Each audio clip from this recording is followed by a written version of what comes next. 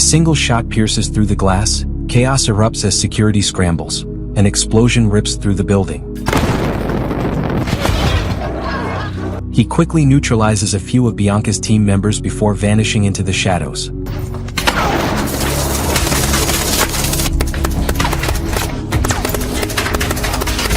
Realizing the trap, Elias stiffens. His breath quickens when he recognizes the assassin.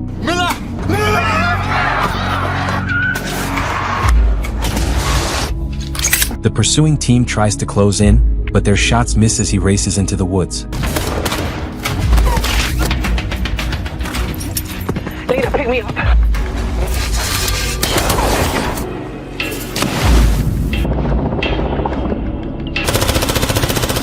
Furious when he discovers Attila's death, who tries to escape but fails to start the truck.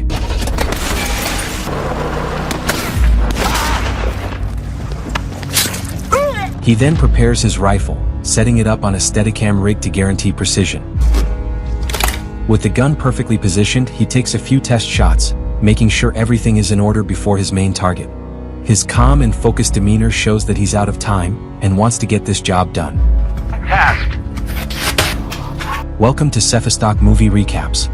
Today we delve into the details of The Day of the Jackal full Season 1 recap. If you're new to this channel, please do subscribe and let us know where you're watching from in the comments section. Your support is greatly appreciated, my dear friend. Thank you. The series begins with an old man. Ralph plays a tape recorder, mimicking the voice. Wearing a name tag, he whispers a chant and walks off with a gun. But it's a disguise. The real Ralph lies dead on the sofa, strangled. The imposter takes his ID, hides the gun, and leaves. In Munich, the imposter walks with quiet purpose. A campaign ad for Manfred Fest flickers as he crushes his cigarette. His calm demeanor hides something dark. At an office building, he arrives disguised as an old janitor. With a raspy cough and Ralph's ID, he passes security. A guard watches him closely, but he moves with ease. Walking the hallway, he spots Elias talking with Jennifer nearby. Slipping into an empty office, he shuts the blinds, turns on a vacuum cleaner for noise, and assembles his silenced gun. Jennifer enters unexpectedly. A single shot to the head.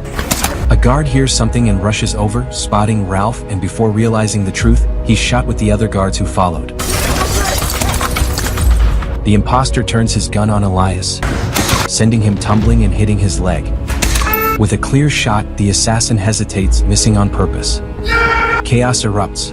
Guards fall, gas bombs explode, and he escapes by zip-lining off the roof. Moving back in his room, the master of disguise removes his mask, revealing a sharp, determined face. He washes away the last traces of his disguise, his hands steady. Beneath the mask is not an old man, but a bold, middle-aged man, calm and focused. He takes a deep breath as he relaxes in his coach. The mission isn't over yet. This is just the beginning. A German news report covers the attack on Elias, son of politician Manfred Fest. With rising speculation about political motives, a tense Manfred, under heavy security, heads to the hospital to see his son. The killer prepares for his next move, watching from a balcony near the hospital. Was Elias just a distraction? The real target remains unknown for now. Meanwhile, Manfred, concerned about his wife's reaction, sends a reassuring message. In the meantime, the assassin readies his sniper gear, waiting for the right moment. Manfred also speaks to the British media about Old Dag Charles, real name Suleiman, dismissing his software as a fraud despite its claim to change the world. But all he wants to do is destroy it. The assassin waits calmly, adjusting the focus knob, scanning the scene. Outside the hospital, crowds of protesters roar, their voices echoing through the streets. He even takes a few test shots, ensuring precision. Finally, the long-awaited convoy arrives. Security swarms the area as the politician steps out, flanked by his associates. Moving toward the glass entrance doors, he remains unaware of the danger lurking nearby. The sniper fires without hesitation, hitting his target with deadly precision. A single shot pierces through the glass, striking Manfred in the back of the head. Chaos erupts as security scrambles. The police quickly trace the sniper's location, but he lingers just long enough for security to catch a glint from his scope, on purpose. Then, with precision, he packs up and moves. Before leaving, he triggers the fire alarm, ensuring civilians evacuate before chaos unfolds. Slipping into the parking garage, he swaps vehicles and drives off unnoticed. Moments later, as authorities storm his apartment, an explosion rips through the building. Another blast follows in the garage, the car he used now a fiery wreck. Mission accomplished. Over in London at MI6 headquarters, Bianca, known for her bold and outspoken attitude, inspects a Russian 2,000 milligrams rifle from Belgian dealers. She stops when a live broadcast from Germany catches her attention. Germany? Meanwhile, the assassin makes a quick stop in Nuremberg, buying a chess box before continuing his journey. Bianca lives with her husband, Paul Pullman, and their daughter, Jasmine. As Jasmine reminds Bianca about the upcoming parent-teacher evening, Bianca remains focused on the news.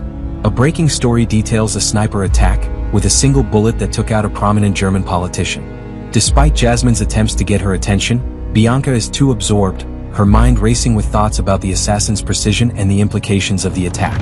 In the meantime, the assassin leaves Nuremberg, driving to Paris in a rental car. He blends in, wearing glasses and using a different accent. I was visiting someone in business. He carries a box with an ivory chess set, showing it to a border patrol agent as proof he's an antique collector. With no trouble, he passes security and continues on his way, unnoticed and calm as though nothing unusual is happening.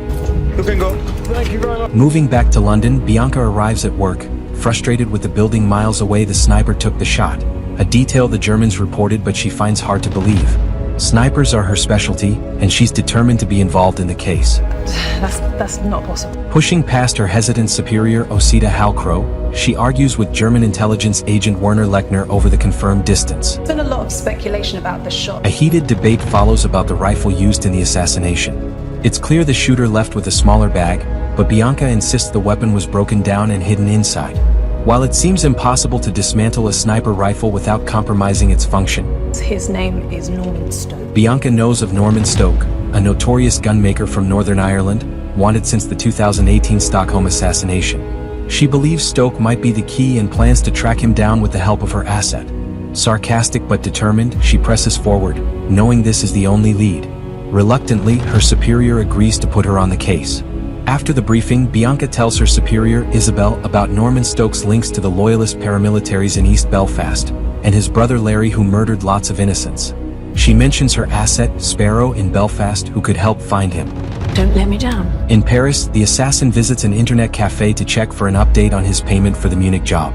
He sits quietly, scanning the screen, waiting for confirmation before continuing with his next move. Bianca heads to Belfast, skipping parents' evening without consulting her family. You look like you're at an end. She quickly apologizes, focusing on the mission ahead. There was nothing I could... At the cafe, the assassin receives details of another job, with a $10 million guide price payout. He demands $1 million upfront if they need to meet in person to finalize the deal. In Belfast, Bianca meets Sparrow, real name Alison Stoke, in a local grocery shop. How have you been? She asserts herself, demanding that Alison help track down her elusive brother-in-law, Norman Stoke.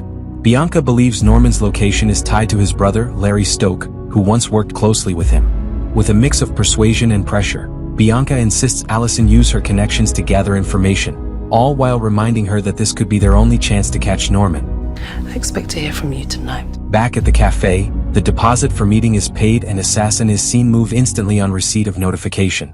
Bianca just after catches the last flight home. When she arrives, Jasmine is clearly upset at her apologetic mum, but she knows words won't fix it. She's let her daughter down again. In Sweden, the assassin arrives at a secluded barn house by a quiet lake, blending in with dark shades and a cap. He meets his contact, keeping his tone firm and businesslike. Don't let her out. The original offer of $10 million is no longer enough. He demands 10 times that amount. Half must be paid up front, the rest upon completion. His contact hesitates, but the assassin remains unmoved. If they want the job done right, they'll have to meet his terms. Get me everything we have on... At MI6 headquarters, Bianca grows anxious waiting for Alison's response. Late to a meeting, she interrupts with a bold theory. Elias was just bait to draw his father to the hospital. Pressed about Belfast, she hesitates, then suggests stirring a leftist radical group led by the outspoken Emma. This is Sparrow's daughter. Bianca singles her out, Just go get her. separating her from the crowd with quiet authority. She leans in, her tone firm but calm, hinting at potential arrest over fabricated charges. The girl's eyes widen with uncertainty, but Bianca presses on, making it clear that cooperation is the easiest way out. She urges her to call her mother, knowing that a direct line to Sparrow is the quickest way to get the information she needs. You can call your mother. The girl hesitates, torn between fear and loyalty. While Bianca watches closely, Emma is then locked up to her dismay until she cooperates. The assassin's meeting is short, and soon he returns home to Cadiz, Spain. Stepping through the door, he's greeted by his wife, Nuria, whose face lights up with joy. She embraces him warmly, unaware of the darkness he carries. Miss Carlito's birthday. In London, Emma collapses in her cell, her body convulsing before going still. Paramedics rush her to the hospital, sirens blaring, while Bianca watches in shock. As the heart monitor flatlines, dread washes over her. This was never part of the plan. Everything is unraveling fast. Meanwhile, in Cadiz, the assassin grows impatient. The 3.75 million euros from the Munich job is still unpaid. He messages his contact again, expecting an update. Instead, his screen flashes with a blunt reply to forget the unpaid date. This isn't just a delay, it's a betrayal. After the setback, the assassin enjoys the quiet morning in the open fields, his gaze fixed on a vulture tearing into its lifeless prey. In London, reports show Germany's political landscape in chaos post-assassination. Bianca gets a call from Allison, furious about Emma's arrest. What's going on? She demands her daughter's release, but Bianca sees an opportunity. I know you can get her out. She pressures Allison, using her daughter's freedom as leverage to get information on Norman Stokes' location. Meanwhile, the assassin still enjoys his brief break, savoring quiet moments with his family in Spain. Moving back to MI6, things are falling apart. Emma had a pre-existing heart condition. Emma is dead, but Bianca presses on, undeterred, while Isabel and Osita Halcrow are frustrated. They bring in Carver to handle the mess and cover their tracks. Bianca keeps Emma's death from Allison, fearing it will ruin her mission. Halcrow wants to close the case, but Isabel reminds her they promised the Germans assistance. Bianca remains hopeful that Sparrow will come through, though time is running out.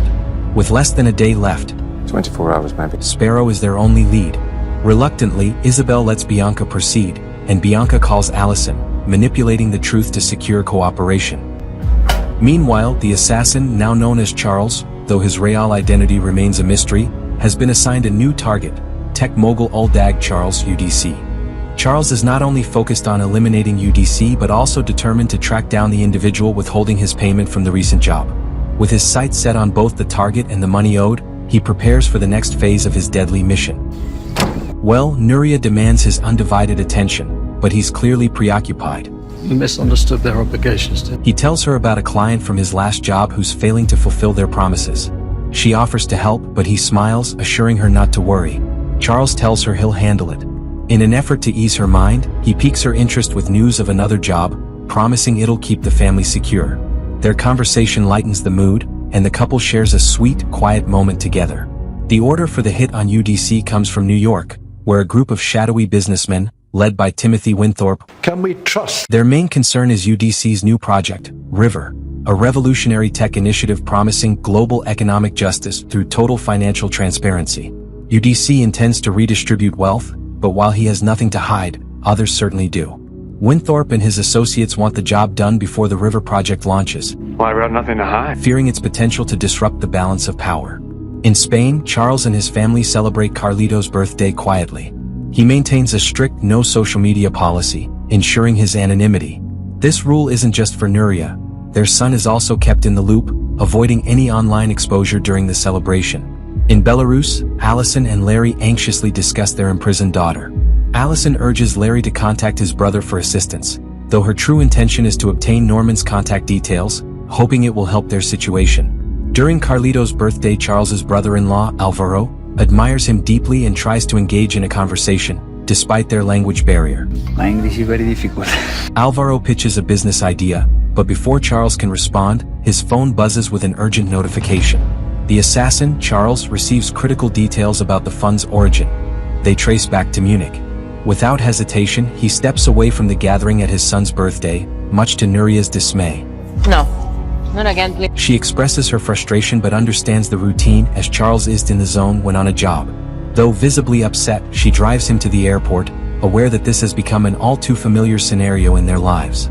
The tension between family life and his secretive work is palpable, but Nuria knows Charles has a commitment to his profession, one that seems to take precedence, even on special occasions.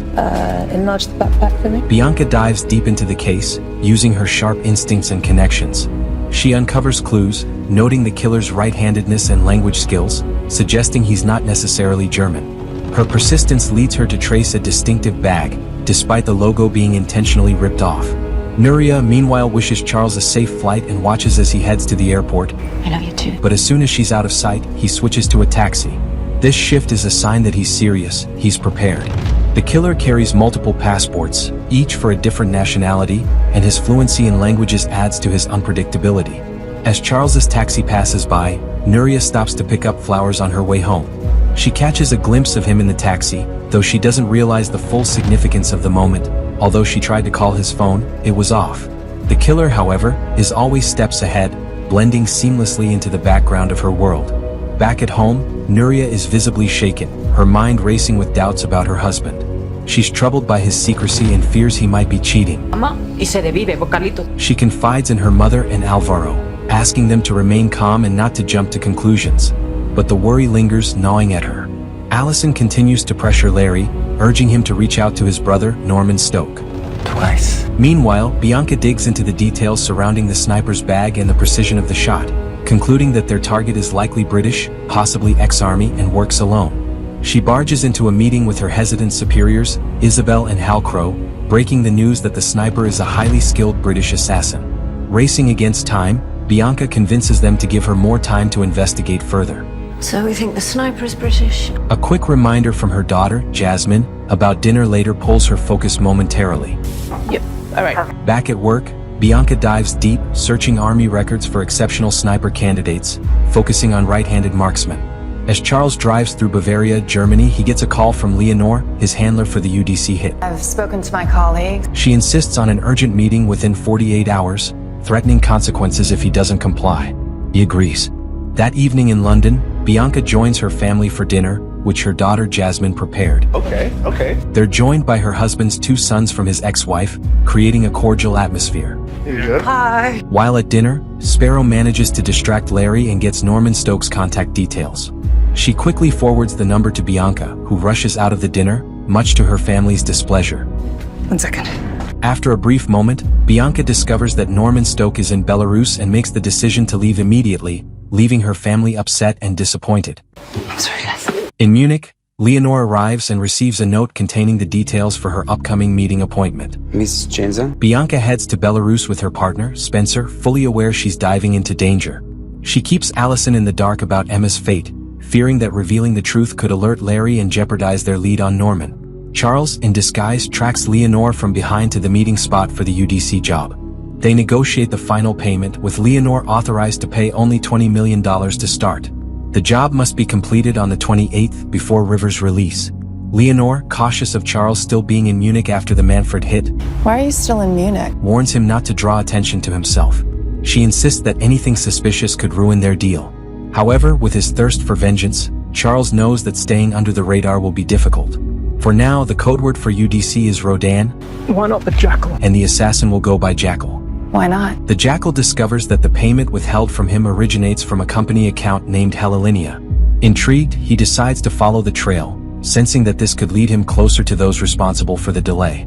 With sharp focus, he begins tracing the path, knowing this information could be crucial for his next move. Bianca and her team make their way through the dense woods of Smarhan, Belarus, approaching an old house surrounded by a junkyard of rusted cars and parts. They position themselves carefully, ready to breach. 25 meters out of the rim. As they burst through the door, they're met with chaos. Norman was expecting them. He quickly neutralizes a few of Bianca's team members before vanishing into the shadows. It's my count!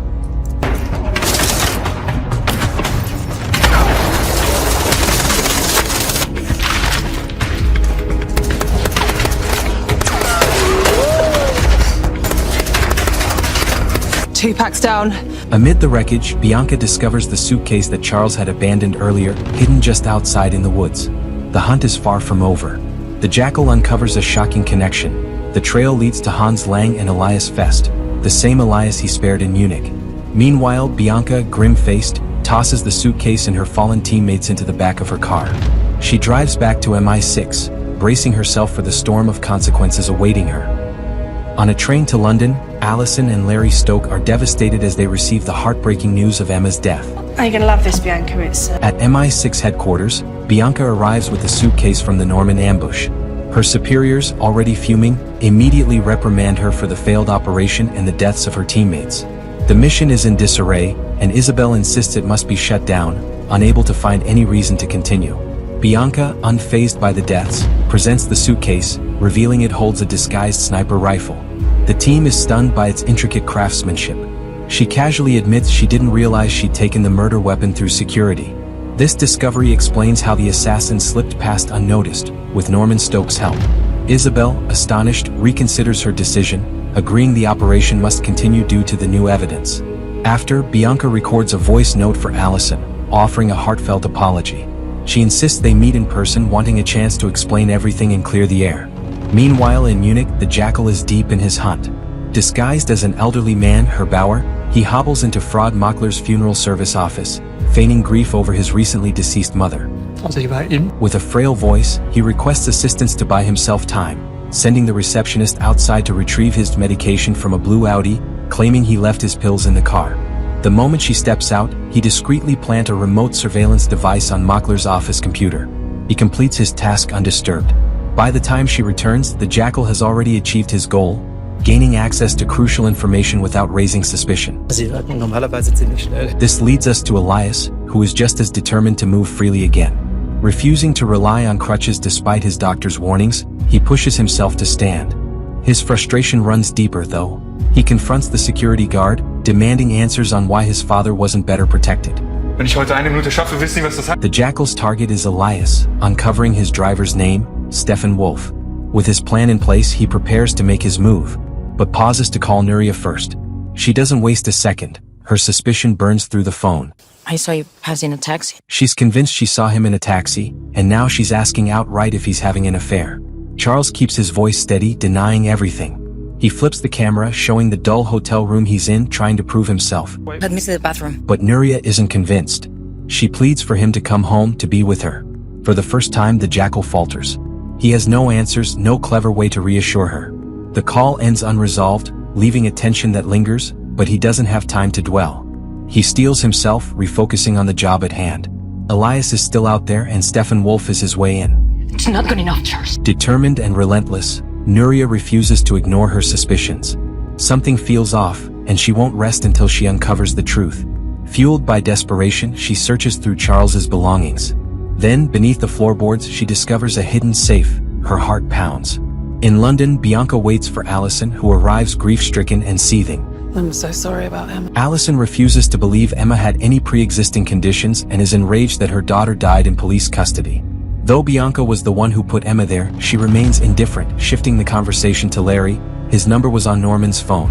She subtly threatens Allison, Assisting an offender implying that assisting an offender could land Larry in jail. Allison, disgusted, refuses to play along. Meanwhile, Larry gets a call from Norman, furious that Allison betrayed him by giving out his number.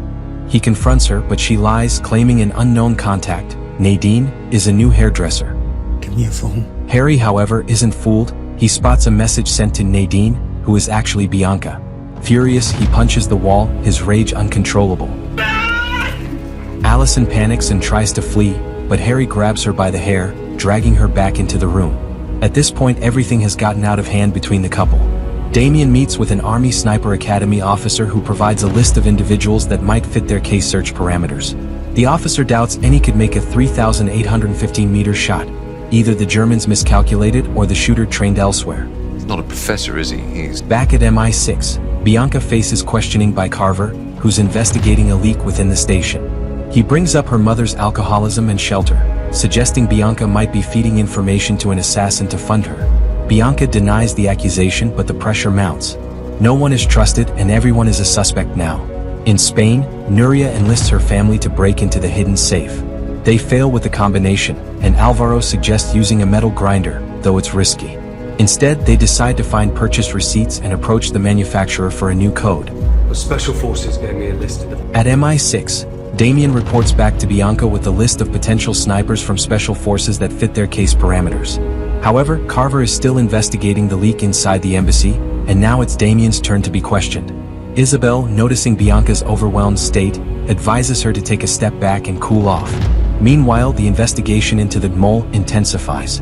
The only ones who knew about the operation are Isabel, Osita Halcrow, and Damien, so one of them could be compromised. Halcrow takes Bianca aside to privately discuss the matter, revealing his long-standing unofficial contact in America, who has been instrumental in the case. However, the mole issue has complicated things. The two conclude the problem is likely within their ranks, and Bianca must now keep a tighter circle of trust moving forward. Keep the circle tight. Back in Spain, Nuria and her family continue their investigation, examining the house's blueprints. Their efforts lead them to a startling discovery: there's a hidden chamber concealed within the property. Moving back to Munich, the Jackal gets a call from Leonore confirming the commencement fee and updating him on Rodin's movements. His employers demand full commitment, but he's preoccupied. Disguised as Stefan Wolf, he executes the real driver and prepares a bomb to eliminate Elias. It's the Carver experience. At MI6 headquarters, Bianca grows restless waiting for Sparrow's update. Not yet. She's also wary of Damien, sensing something off. To buy time, she sends him for coffee while investigating a series of messages linked to Manfred's death. Calls and messages from a single. The name Jackal appears repeatedly, prompting her to search for its meaning. In Munich, the Fest family gathers for Manfred's funeral. Elias, still weak from his injuries, limps through the crowd, greeting guests with forced composure. Meine Anwälte werden sich mit. His sister corners him, their hushed argument over their father's estate simmering beneath the formalities. Julia wird nicht mit mir mit. Meanwhile, the Jackal, disguised as Stefan Wolf, waits patiently, his plan already in motion. As the funeral procession departs, security is tight, but no one suspects the imposter behind the wheel. Elias, distracted by his own thoughts, barely acknowledges his driver. The Jackal probes him with small talk, but Elias remains indifferent, until the first gunshot. The guard riding shotgun slumps forward. In a blur, the Jackal yanks the wheel, expertly veering off course.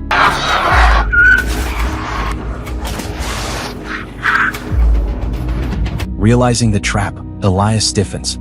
His breath quickens when he recognizes the assassin. Panic sets in. Stammering, he confesses, he was the one who ordered his father's assassination. I had you to shoot my father and then you shot me. A desperate bribe follows, but the Jackal only smirks. I'll pay you. But it's not about the money. He sneers before pulling the trigger. Minutes later, the Jackal blends dressed in fresh clothes, set the bomb and vanished as chaos unfolds behind him. A fiery explosion erupts from the wreckage. Allison hesitates but ultimately agrees to assist Bianca, sending a discreet text. Meanwhile, Nuria and her family crack open the Jackal's hidden safe, uncovering face molds, weapons, passports, and piles of cash. Unbeknownst to them, surveillance cameras are rolling. The Jackal sees everything and knows Nuria is closing in on him. Well, Manfred and Elias West were not... Meanwhile, the media is in a frenzy over Elias' assassination as the hunt for his killer intensifies. At MI6, a high-level meeting erupts over shocking intel. Elias had hired an assassin to kill his own father, Manfred. Though the call wasn't recorded, Bianca senses a lead. Wasting no time, she reaches for her phone to contact Allison. The Jackal arrives in France, feeling the heat as authorities across Europe intensify their search. Distracted on the road, he crashes into a truck, an unfortunate mistake. The truck driver, stubborn and confrontational, refuses to settle things quietly and flags down a passing police patrol. The officer, suspicious, asks for ID. The Jackal, using a French alias, Anthony, hands it over, but the officer demands to see inside his vehicle. Upon finding multiple passports, things take a bad turn. Realizing he's been cornered, the Jackal acts fast, shooting both the officer and the truck driver. Sloppiness is creeping in, but he quickly stages the scene, placing their weapons to make it look like they killed each other. Without looking back, he gets back on the road. Back at MI6, OC's American contact picks up chatter about another planned hit. Someone has hired the Jackal again, but the target remains unknown. En route. Time is running out, they need a lead fast. Over in Spain, the Jackal calls Nuria, inviting her to Paris for a talk and some time together.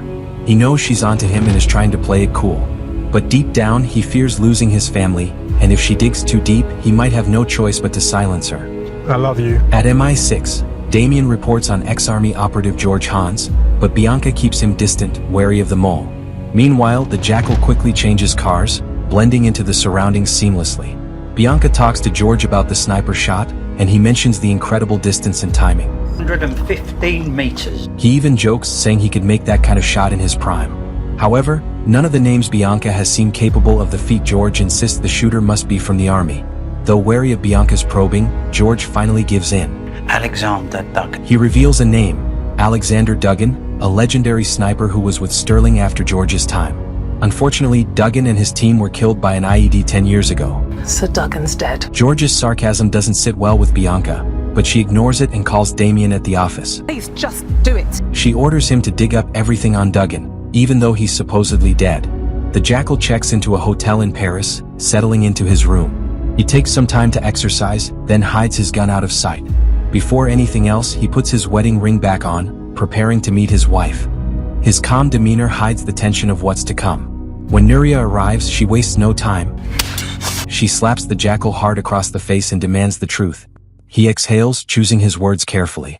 He admits he's a troubleshooter, sent around the world to handle difficult situations. But he insists it's not about killing people, just industrial espionage, sometimes bending the law. It's a clever mix of truth and deception, carefully designed to keep her from panicking. He assures her that once this job is over, he's done for good. A fresh start, a better life, just the three of them. How can I believe it? Nuria's eyes burn with anger. She feels betrayed, knowing now that their life together was built on lies. But as furious as she is, the Jackal knows how to calm her down. He speaks softly, reassures her, holds her close. She doesn't believe him completely, but for now she listens. After Elias's death, the New York bosses are frustrated. The Jackal was supposed to lay low, yet he's making headlines. Winthorpe respects his boldness, but trust is fading. Leonore is ordered to find him, fast. Time is running out. He's not gonna like that. We're sticking with the At MI6, Sparrow's tracking monitor hasn't moved for days, raising concern. Meanwhile, Larry is consumed by rage and regret over what he did to Allison. But the truth is she's already dead, and he now has her phone. Using it, he tricks Bianca into meeting him. She arrives unsuspecting, only to find an enraged Larry waiting. Without warning, he lunges at her with a knife. Bianca fights back and manages to escape into a crowded street. With Larry still pursuing her, she frantically calls MI6 for help. Agents arrive just in time, but as soon as Larry spots them, he takes off. They later raid his apartment, hoping for answers, only to discover Allison's lifeless body.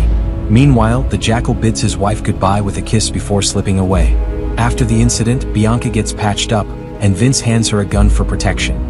Back home, she quietly returns with her arm wrapped, avoiding any discussion with Paul. Can you tell me what happened? She gives him a casual kiss and hug before sending him off on his business trip. For the first time, Bianca shows vulnerability. She stands in front of the mirror, holding the gun, anxiety clear on her face. Things at work aren't any easier for her. Larry's escape, 2 dead officers in Belarus, an asset murdered, and Carver investigating everyone. Isabel is struggling to protect her, and they need to move forward. Bianca requests Vince's reassignment, and Isabel agrees, but faces pressure from the Foreign Secretary for constant updates. Very well. In the meantime, Larry calls Norman, who is in the hideouts, and manages to get Bianca's home address. In Croatia, UDC is enjoying a swim on a small beautiful island when he hears about a contract on his life. He brushes it off, confident it won't affect him. His security team insists he stay, but UDC is set on moving forward with his plan to announce River, regardless of the risk. Will be extremely vulnerable. The security team remains highly alert. The Jackal leaves Paris and heads to Tallinn, Estonia, for a concert. He smoothly passes through security with a small metal gadget hidden in his wallet. His goal is to scout the venue, as this is where the big announcement about River is set to happen. All clear. Okay. Amid the loud disco music and the dancing crowd, the Jackal remains focused, carefully studying the venue to find the best spot for his operation. He blends into the chaos, his eyes scanning every corner, planning his next move with precision. Bianca talks to Vince, sharing what she's discovered so far. They need to figure out who the Rodan code word points to quickly.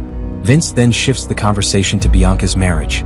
She dismisses it as good, but her unconvincing tone reveals the truth: things aren't going well.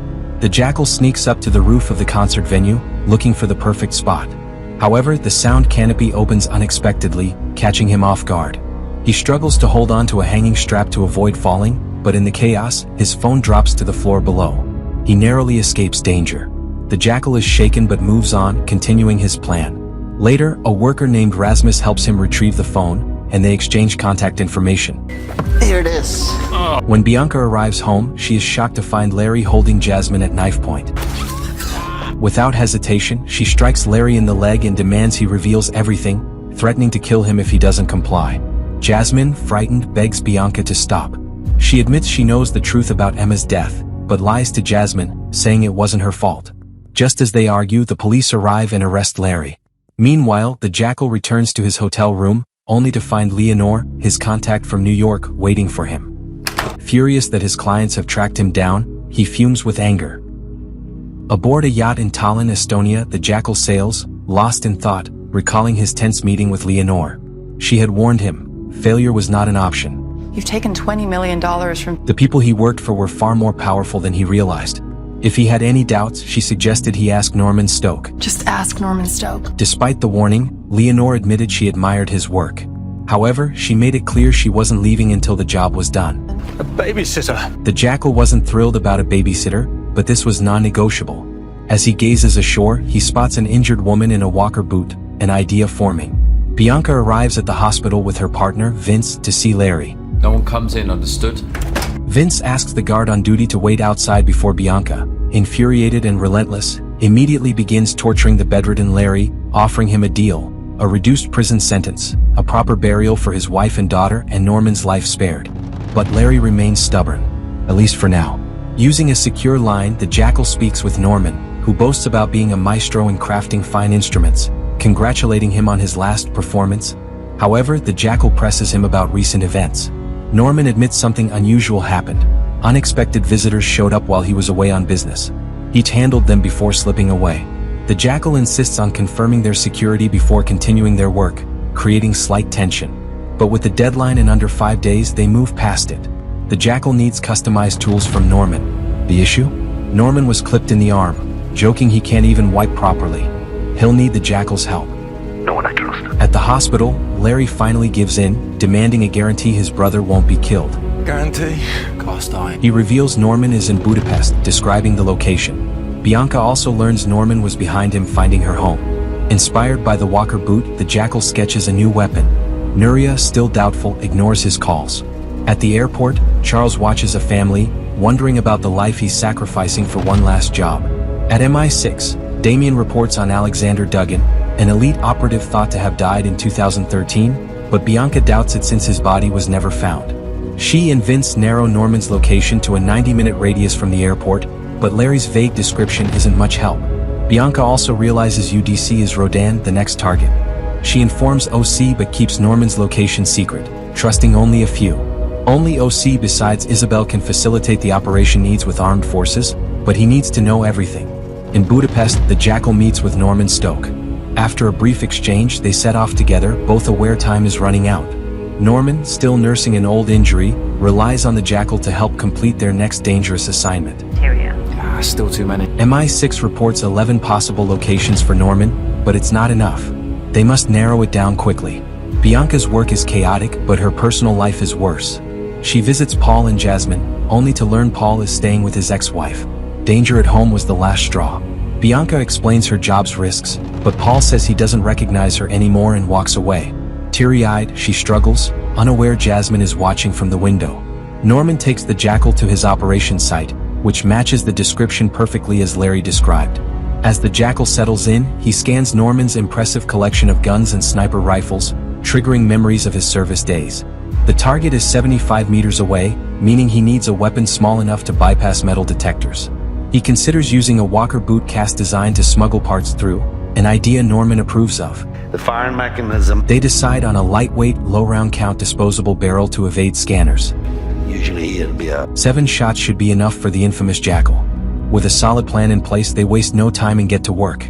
Though preoccupied with his own domestic troubles, the Jackal keeps a close eye on Nuria through his phone. Despite the tension, he shares a light moment with Norman, casually probing about his recent business trip. Norman reveals that he was in Belarus when he was ambushed and shot at by MI6 and Bianca. I got a tip-off the wrong way. He adds that an anonymous tip-off warned him to clear out just in time. The Jackal, wary of loose ends, issues a stern warning. This better not come back to haunt them. Vince calls Bianca in the morning with news. They've pinpointed a possible location for Norman's hideout. So far, this is their best lead. Wasting no time, Bianca immediately contacts OC for authorization. Meanwhile, Norman is nearly finished constructing the cast, which, in a brilliant twist, doubles as a concealed weapon. He demonstrates its assembly to the Jackal. At first glance, it looks like an ordinary cast, but no one would suspect its true purpose. I can take this for a spin without a track. Norman retires for the night while MI6 operatives arrive in Budapest. Meanwhile, the Jackal heads out to test the gun, using a watermelon for target practice. He makes clean shots, fine-tuning the weapon and calibrating it to meet his exact needs. Unaware that Bianca, Vince, and their team are closing in on Norman's safe house, the Jackal drives back while chatting with Nuria on the phone. However, something feels off. His instincts kick in. He abruptly ends the call, much to Nuria's annoyance, and spots a suspicious SUV circling the area. Pulling over near a coffee shop, he watches closely. Then, the power in the area suddenly cuts out. That confirms it, they've been compromised. Wasting no time, the Jackal hurriedly calls Norman, warning him that he has unexpected visitors. You got visitors. One of them an all too familiar friend from MI6. His message is clear: it's time to clean up. After deleting the files, Norman tries to buy some time with a crossfire, but he's quickly apprehended.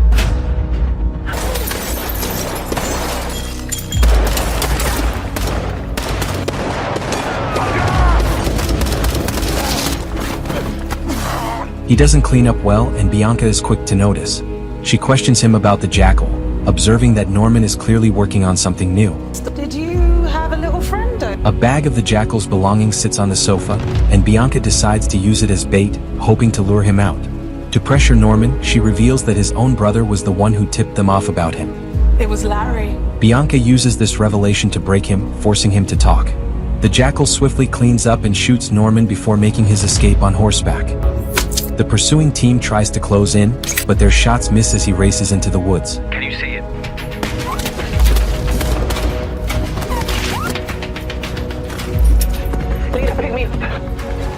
Suddenly, a tree branch strikes the Jackal, knocking him off the horse. Bianca watches as the horse runs back alone. The Jackal regains his footing and manages to take down one of the soldiers, but the bullet struck her vest. Determined, the Jackal continues galloping into the woods. A tense cat-and-mouse chase ensues, with Bianca relentlessly firing a barrage of bullets into the water, hoping to hit him. Despite her efforts, the Jackal slips away, disappearing into the darkness.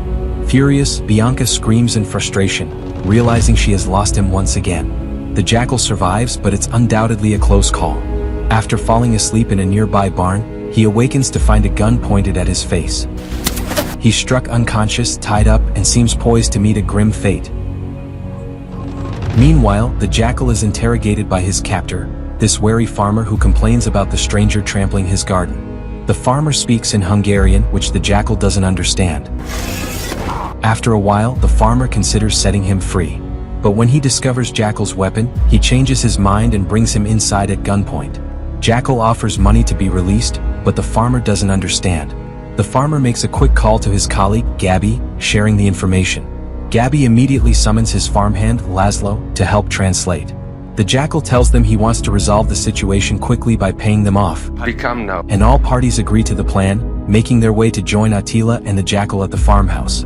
Not long after, they encounter a police blockade on their way. Meanwhile, a delighted Attila offers his prisoner food, but the Jackal isn't in the mood. The farmer, however, decides to force-feed it to him. Big mistake. The Jackal seizes the opportunity and headbutts Attila unconscious. At the checkpoint, Gabby and Laszlo are warned about the dangerous killer nearby. Despite the warnings, Gabby, focused on the rewards, is excited, believing it will be a big payday for them. He calls his comrade to alert him, while Attila's phone rings on the table but no one answers. After killing Attila, the Jackal struggles to start a couple of cars before hiding as Gabby and Laszlo arrive. Gabby, confused about Attila's lack of response, takes his gun and cautiously enters the house. Furious when he discovers Attila's death, Gabby opens fire at the Jackal, who tries to escape but fails to start the truck. The Jackal crawls out from beneath the vehicle, shoots Gabby in the leg and prepares to finish him off. Just as things look dire, Laszlo, the young man who speaks English, is ordered to drive the Jackal past the police blockades, narrowly avoiding capture. The authorities are all over Norman's workshop. His computer is wiped, but Vince has requested the Hungarians to try and recover any data their experts can salvage. Bianca grabs Jackal's jacket and slips it inside her coat before they are called out to the farmhouse following the deaths. However, the Jackal is already long gone. Do them, I want you to keep driving, do you understand me? He takes Laszlo's phone, orders him to keep driving, and calls Nuria, expressing concern. He tells her he's gotten himself into a bit of a mess and isn't sure if he'll make it back to Spain. Bit of a mess. He apologizes for dragging her into everything and reveals he's in Budapest, Hungary.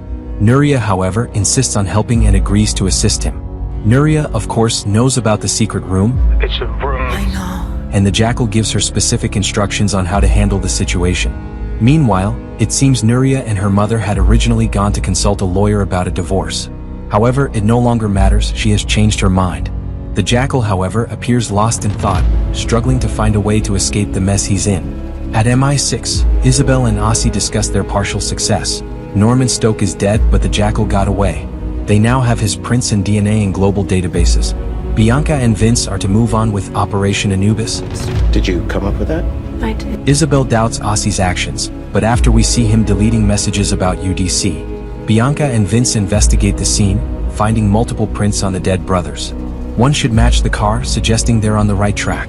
Just then, Ossie calls with news that Isabel is pushing forward with Operation Anubis. They need Bianca back at the office. He's here in Hungary, he can't have got fucked. But she argues it's better to stay on site since the Jackal's still in Hungary.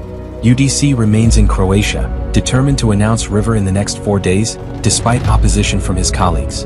As the majority shareholder with 51% of the stocks, he's confident the board will try to stop him. Where is this announcement happen? Good meeting, guys. He asks his partner to promise that he'll proceed, even if danger strikes. Nothing's gonna happen to you. UDC rehearses his presentation behind thick bulletproof glass, Bullet resist. with his head of security advising against pacing during the speech. The plan is to stay protected from snipers. UDC firmly believes River will change the world by bringing transparency to money flow, no matter the risks involved. This gives the Jackal some time to prepare for his next strike, but leaving Hungary won't be easy. Reports of his actions are everywhere, and the public is being asked to stay vigilant. He's also troubled by his past, filled with memories of death and violence from his army days. You have good men fake. The Jackal decides to spare the driver's life, making him promise not to talk to the police. Laszlo agrees and the Jackal quietly slips away. He heads to an internet cafe to contact his ally. While his contact grows anxious and loses confidence in him, the Jackal reassures her that he'll be at the venue and will carry out the mission. At MI6, Carver speaks with Damien about Alexander Duggan and mentions a possible mole, an attractive woman Damien slept with while on holiday. He's unsure if she leaked details about Belarus. I don't understand. The Jackal, dealing with his situation and relationship, asks Nuria to help with some deliveries. He explains that the disguises are crucial for him to escape Hungary.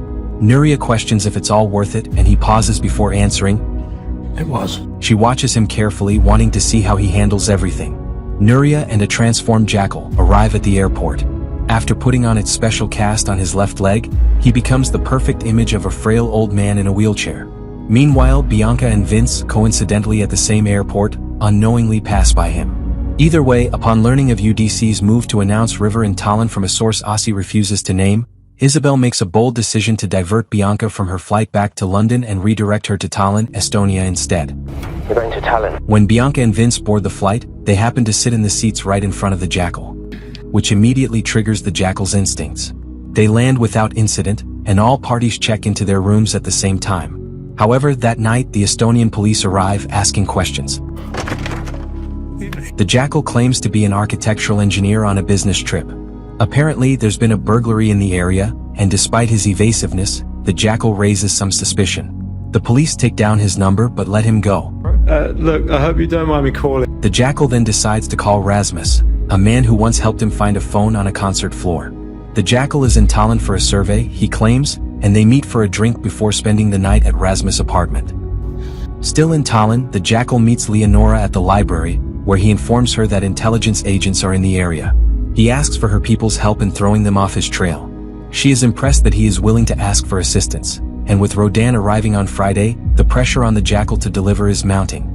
He wants to keep his distance, but Leonora calls in some favors to slow down the MI6 agents. I need some priority assistance on site. Speaking of MI6, they have assembled a team for Operation Anubis in Tallinn, backed by the Foreign Secretary, who is furious over Manfred's murder. With no leads from the Dust Prince, Bianca only caught a glimpse of the Jackal at night, and the sketch doesn't resemble him much. Back in Croatia, UDC returns from his swim to a report. His assassin was last tracked in Hungary. Security urges him to cancel the river launch, but he refuses. With 1,000 NDA signed guests waiting, backing out now would make him look weak. Meanwhile, the Jackal, having spent the night with venue worker Rasmus, now has an inside connection without Rasmus even realizing it. In Cadiz, Nuria is deep in thought. Her mother and brother Alvaro keep voicing concerns about Charles and his secretive activities. ¿Tú crees lo que te ha contado? Despite his infidelity, she tries to trust him. But they know about his hidden cash stash and pressure her to let Alvaro take some to invest in a bar. Reluctantly, she agrees. However, Alvaro gets greedy, taking more money than planned, and even stealing a gun. Unbeknownst to them, the Jackal watches everything unfold on his security camera. After some fun together, the Jackal convinces Rasmus, under the pretense of being an architect, to take him to the concert building. Once there, Rasmus hands him his access key, allowing him to explore freely. The Jackal immediately gets to work, identifying a secure location within the building to stage his operation. When he's done, he emerges, thanking Rasmus abundantly. That was a big thing. At Operation Anubis, Aussie contacts Keith Canvey, but he's uncooperative. Meanwhile, Oscar Ilves reports a police officer linked the photo fit to Peter Gibson, an Airbnb guest in Tallinn. Unfortunately, Bianca and Victor are caught in an ambush but escape unharmed, taking down the attackers. Shaken, Bianca realizes she was the target. Be careful. Despite the slight delay, the pair arrive at the Airbnb, where a team of soldiers is waiting to assist with the raid. However, the Jackal has already moved on, luckily for him, now staying with Rasmus.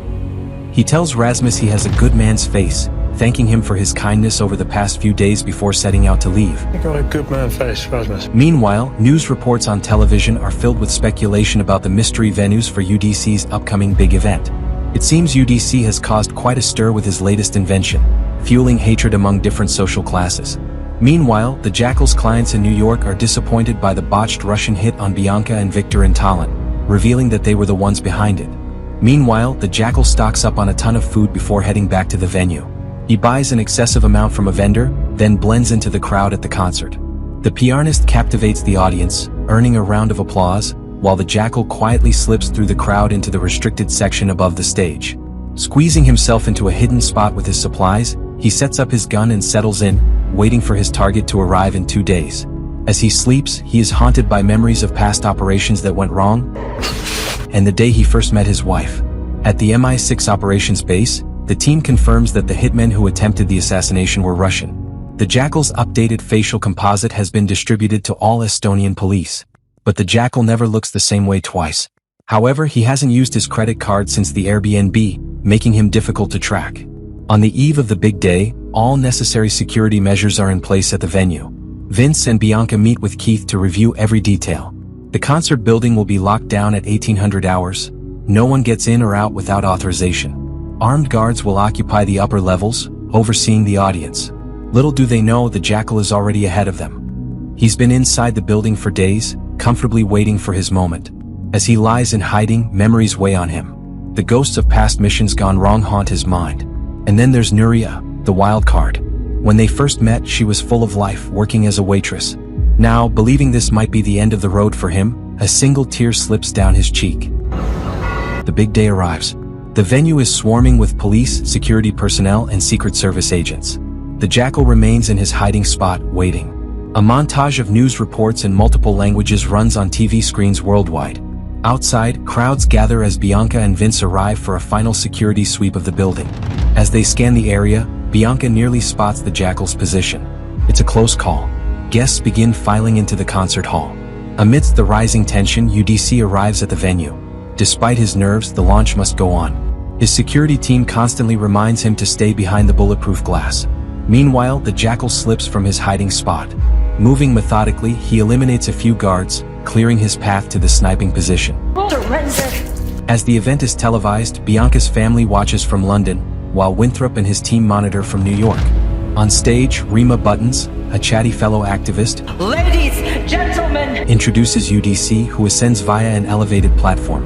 UDC begins his speech. Has to be done. Nauseating. The power. Hoarding what belongs to the many and keeping it for the privileged few, the Jackal takes aim, waiting for UDC to step beyond the bulletproof glass.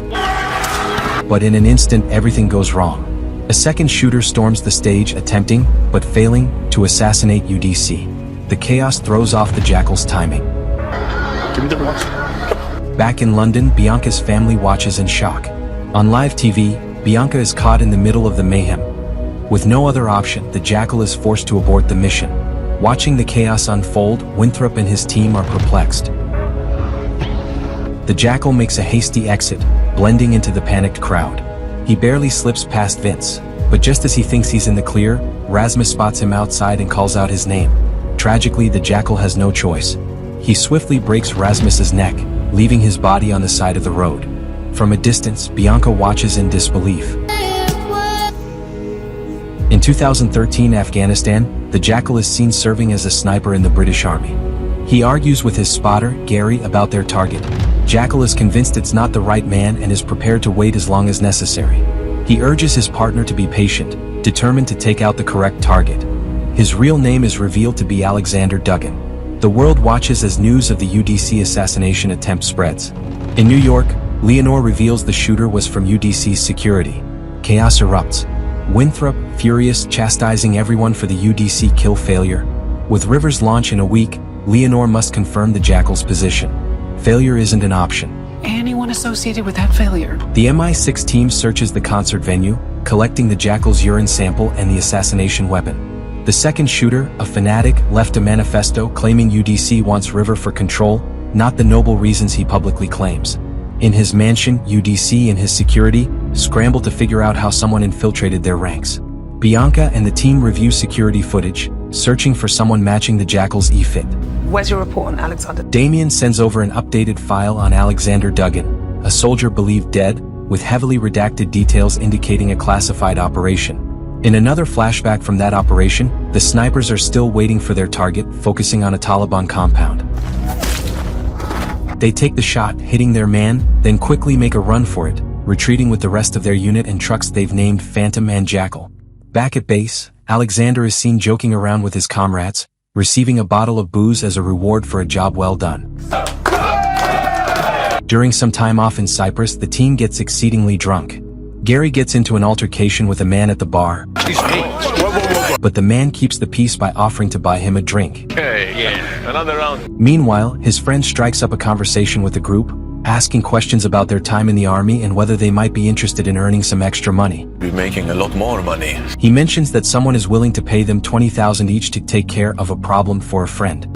It's my card. The man leaves a card for contact and the revelry continues, but Alexander is clearly still thinking about the offer. And DNA. There's no record of. At MI6, they still can't identify the Jackal, despite having his fingerprints and DNA. Standing sniper. Bianca, however, is sure it's Alexander Duggan. She notices suspicious gaps in his file.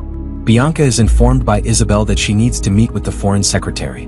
When they meet, they pressure him into granting access to Alexander's file. Reluctantly, he agrees. Enjoy your play. Thank you. A shot through a man's skull in Turkey revealed that Gary and Alexander took the job for Barzani, a journalist apparently. Those who hired them are impressed, happily handing over the cash and offering them another job, complete with all the logistics. You are the best. They reluctantly decline as they still have active duty time to serve in the army and can't just go missing. You have my number.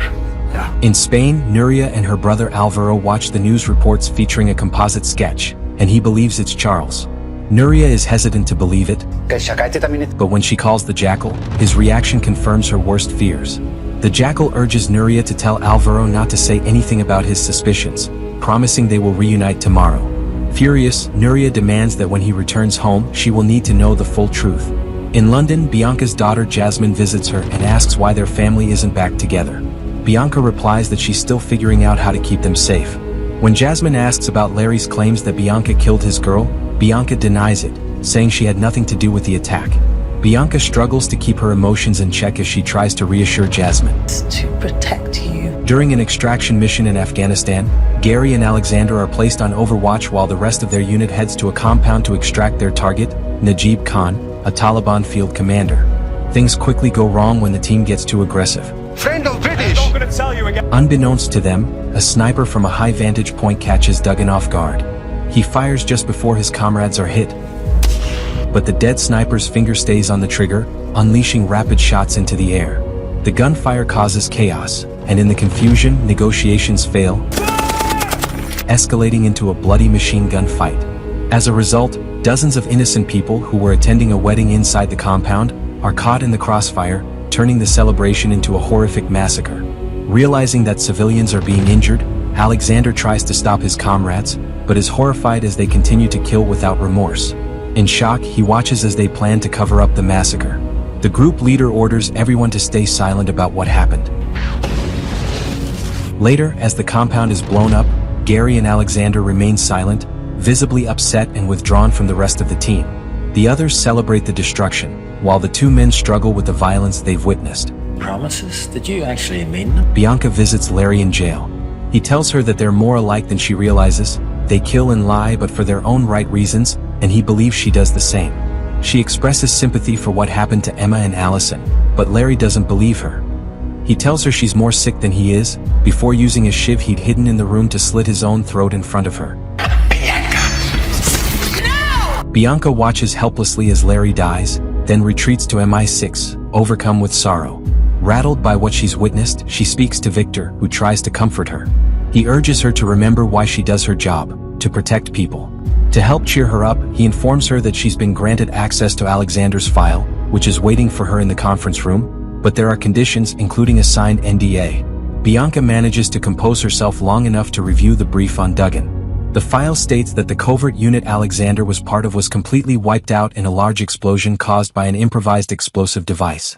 But Bianca doesn't buy it, sensing a connection between Alexander and the Jackal. Something's not right. After reading the file, Ossie is forced to hand it over to Isabel before being taken away by Carver. In the final flashbacks to Afghanistan, two cars are driving through the desert when Alexander orders them to stop, believing he has spotted something suspicious. 360 cover! Fearing an explosive device, the unit stays behind while Alexander and Gary investigate. When it looks like they've found nothing, Alexander sets off a remote-controlled bomb in the two vehicles, killing his entire unit except for Gary.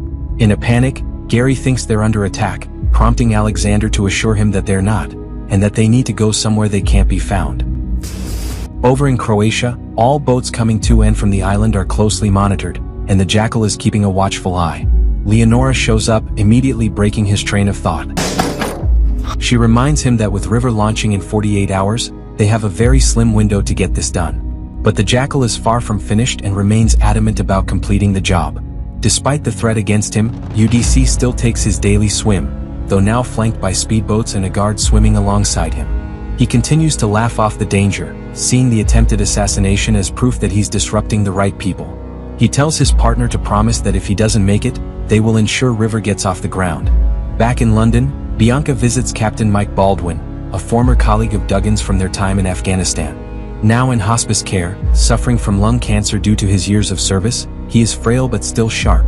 Wasting no time, Bianca gets straight to the point. She wants details on Alexander Duggan, and she wants them now.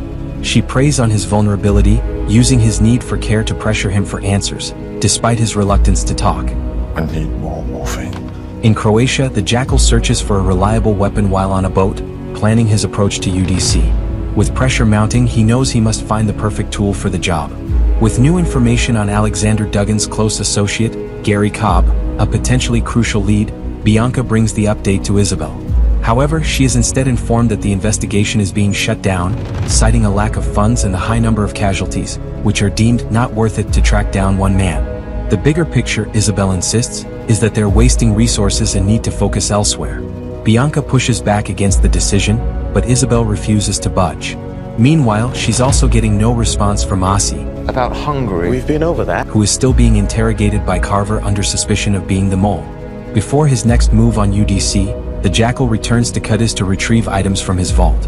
It's also time to go home. He searches for Nuria but doesn't find her. Instead, he spends time with Carlitos, watching his son play in the nursery. Unbeknownst to him, Nuria watches his every move through the baby monitor. Later, she confronts him, no longer in doubt. Her husband Charles and the Jackal are one and the same. Furious and betrayed, she demands the truth, questioning their entire relationship.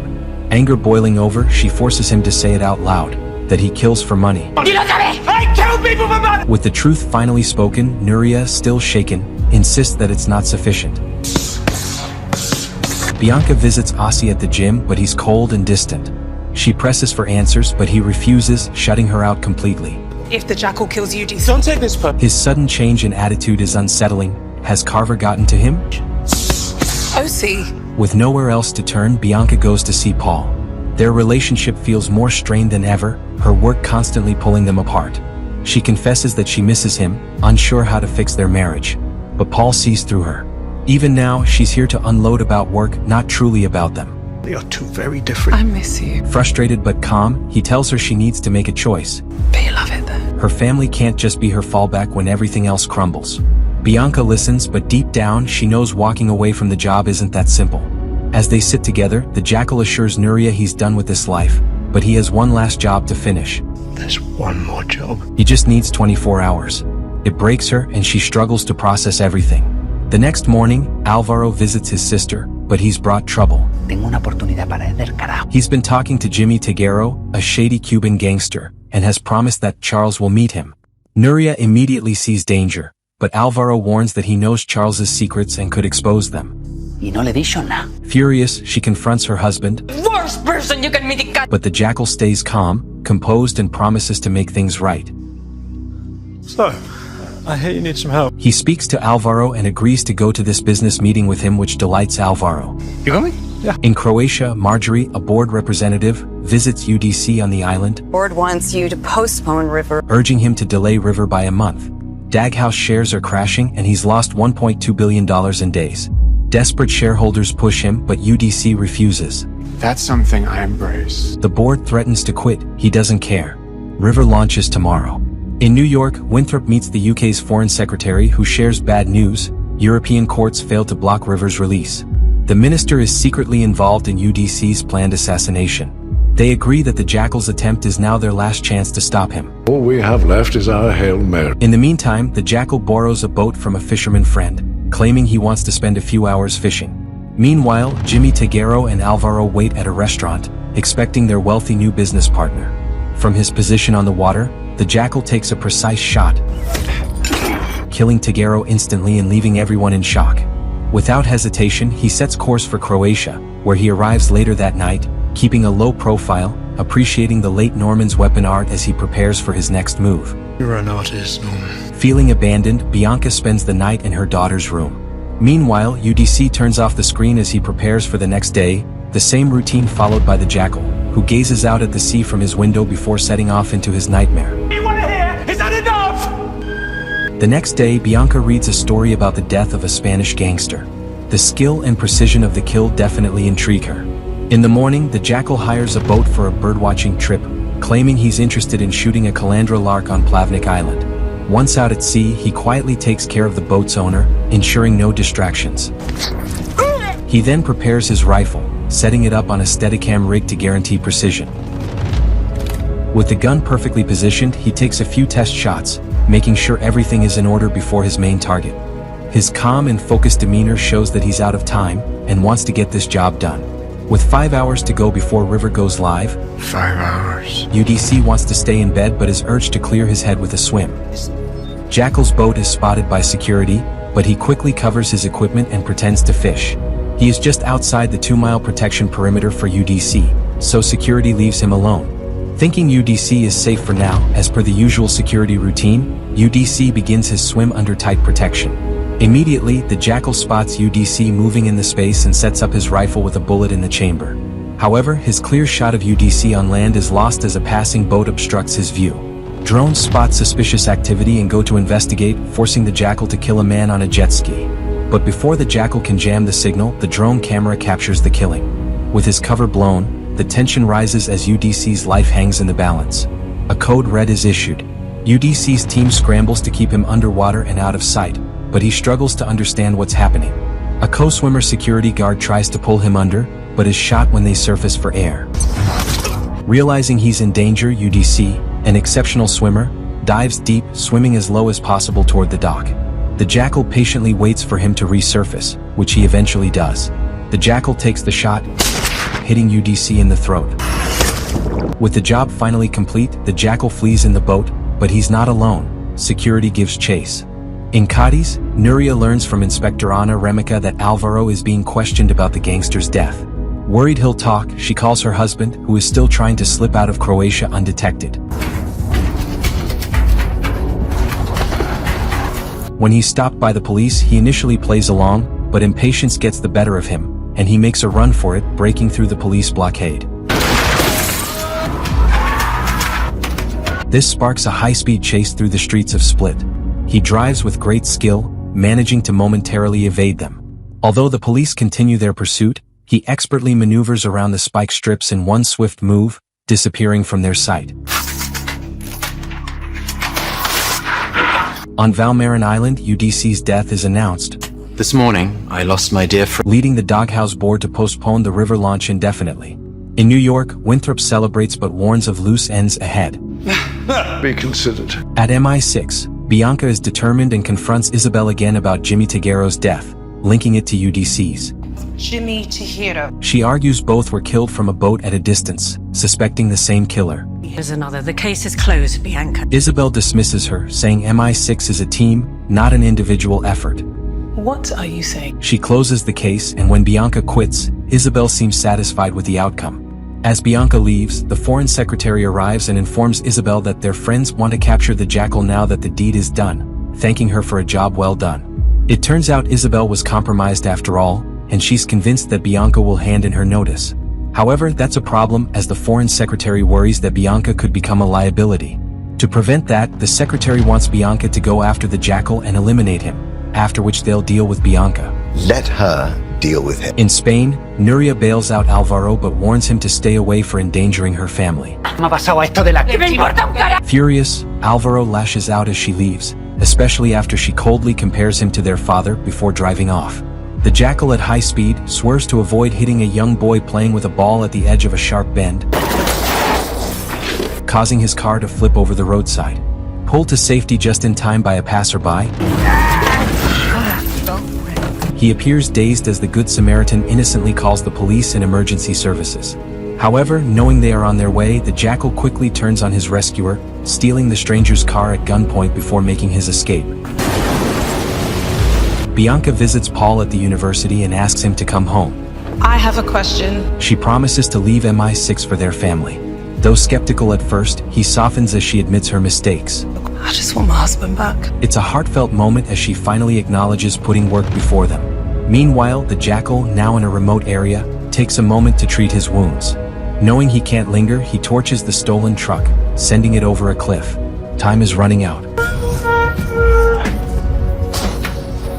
Introducing himself as Richard, he approaches an elderly English couple, Liz and Trevor, camping around with their caravan. Playing the part, he clutches his chest and claims he's unwell, blaming high blood pressure. He politely asks for a lift to the nearest hospital. Concerned, they agree.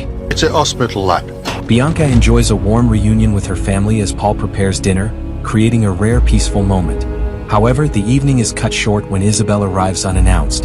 Come in. Without hesitation, she asks Bianca for a private conversation, her tone serious. As they drive, the elderly couple struggles to find the hospital the Jackal mentioned. Sensing their confusion, he calmly tells them there's a change of plan. Montenegro border. They hesitate, but he pulls out a gun, demanding they take him to the Montenegro border. Yeah. He assures them he won't hurt anyone, so long as they do exactly as he says. We can reopen the case. At Bianca's house, Isabel urges her to go after the Jackal one last time, insisting they need proper closure for the sake of those they've lost. However, it must be done secretly, an unsanctioned mission. No. Bianca refuses, unwilling to break the rules. That night, the Jackal and the couple encounter a police checkpoint on the road to the Montenegro border. Scanning the blockade, the Jackal quickly realizes there's no easy way through and instructs Trevor to take a nearby alternate route. After driving for some time, the Jackal notices the couple is exhausted and decides to stop for a short rest. Alright if I go out for a smoke? Trevor asks for permission to step outside for a smoke, which they end up sharing as they engage in a tense conversation. Nervous and uncertain about their fate, Trevor voices his fear that the Jackal will kill them once they're no longer useful. Where did you come from? He wonders aloud what kind of upbringing could have produced someone like the Jackal, especially if his parents were kind. The Jackal, for a brief moment, finds his own moral compass shaken as he watches the frightened couple. The old woman panics and stabs him in the shoulder while his attention is elsewhere. A struggle ensues with Trevor, and despite having grown somewhat fond of them, the Jackal is left with no choice. With anguish in his eyes, he shoots them both dead, letting out a gruff wail of rage, consumed by grief and frustration. On the other side, Bianca can't shake off Isabel's proposal, the thought lingering in her mind. Sensing this, Paul grows frustrated and tells her to just go, knowing she won't let it rest. Look, if you're going to... He's upset but understands this is who she is. After breaking down, the Jackal pulls himself together and calls Nuria. He suggests a trip with her and Carlitos, away from everything, assuring her of his love. But Nuria isn't fooled. She hears the tension in his voice and knows something is wrong, yet offers him support, letting him believe she's on board. However, her expression tells a different story, one the Jackal fails to notice. Bianca enlists Vince's help, and together they head to Spain to follow up on the Tegero link. Meanwhile, the Jackal siphons gasoline from a vehicle, setting it up for an explosion to erase any traces of his presence. With his mess cleaned up, he moves on, blending in with a passenger tour van crossing the border. Bianca and Vince arrive in Cadiz and speak with the investigator handling the gangster's murder case. She informs them that Nuria's brother Alvaro is being released. Bianca's direct approach yields little progress, but Vince's softer touch proves more effective, convincing the investigator to bring up Alvaro's file. This leads them to Nuria, his sister, who is apparently married to a wealthy Englishman named Charles Calthrop. Realizing they've found their man, Bianca and Vince demand an address. Meanwhile, the Jackal arrives in Spain and uses a computer to demand his payment within 24 hours. Leonor contacts her boss, Zena, who assures her the payment and her finder's fee will be processed. However, Zena has another plan in motion, informing Leonor that someone will be meeting her soon to discuss further matters. Bianca and Vince arrive at the Jackal's villa and set up a stakeout, waiting for him to return. We're gonna take him alive. Bianca insists on taking the Jackal alive. She needs answers. She knows there's a larger conspiracy at play and is determined to uncover the truth. Meanwhile, Nuria, growing increasingly anxious about the future and with no sign of the Jackal, begins stuffing in as much cash as she can grab from his vault, torn between waiting for him and fleeing while she still has the chance.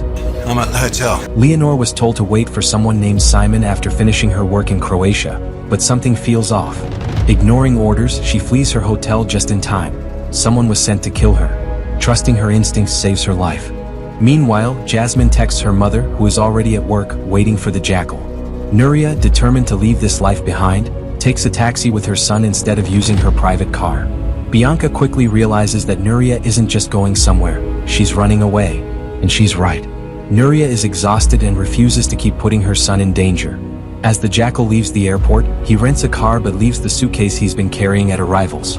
When he arrives at the villa, Bianca and Vince, who have been waiting, confirm it's him and notice he's injured in the shoulder. They follow him inside. The Jackal finds the house empty. Meanwhile, Leonor calls to warn him that MI6 knows where he is and is closing in on him. And they're coming for you. Panicking, he decides to pack up and flee. It turns out that Nuria has left a sizable amount of money in the drawers. As Bianca and Vince move in, they're interrupted by Alvaro, who arrives drunk and demanding to see Nuria. He pulls a gun on them but is shot down. Realizing there's no way out, the Jackal shuts off the power to the house and locks himself in his vault to avoid detection. Vince searches downstairs while Bianca takes the stairs. She briefly stops to look in the mirror but unknowingly stands just in front of the vault, where the Jackal is hiding and watching her. Bianca seems to have spotted him but doesn't act on it. At this point they seem to be hunting a ghost. Bianca triggers the fire alarm, prompting the Jackal to come out and investigate. Vince notices the red dot laser aimed at Bianca's face, but the shot unfortunately hits him instead while he tries to save her. Bianca fights back, firing rapidly at the Jackal but misses. No one else needs to die. There's a tense silence before the two face off, with Bianca calling him Duggan. Why do you do it, Duggan? As they try to outwit each other, they both acknowledge they're in this position because they both like to win. She offers to help him find Nuria, saying it doesn't have to end this way, but he insists it does, gains the upper hand and shoots her dead.